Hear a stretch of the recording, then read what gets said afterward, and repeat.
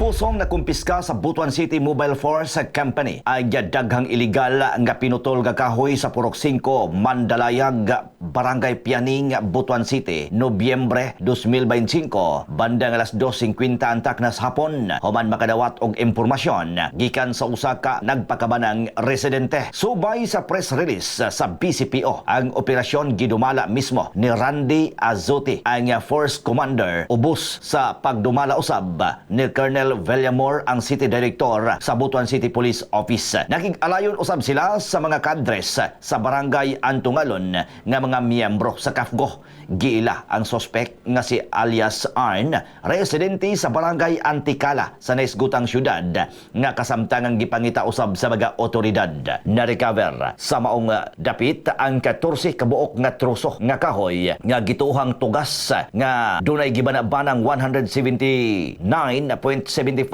ka board fet, ginaga kantidad og 16,177 ka pesos. Atol sa mga operasyon, dali nga nakig-alayon ang BCMFC sa Department of Environment and Natural Resources kun DENR, Antungalon Monitoring Units sa mga opisyal usab sa barangay alang sa tukmang pagdokumentasyon. Sa pagkakaron, ang mga nakumpiskang troso ana-ana sa kustudiya sa DENR Antungalon Office alang sa hustong disposisyon o pagpasaka sa kaso batok na sa sospek. Mga katropa, lig-unon ta ay gatong panglawas, mag-premium D3 ka na. Alang sa nagkahiusang Pilipino para sa Pilipinas, Junji Lebrias, XFM News.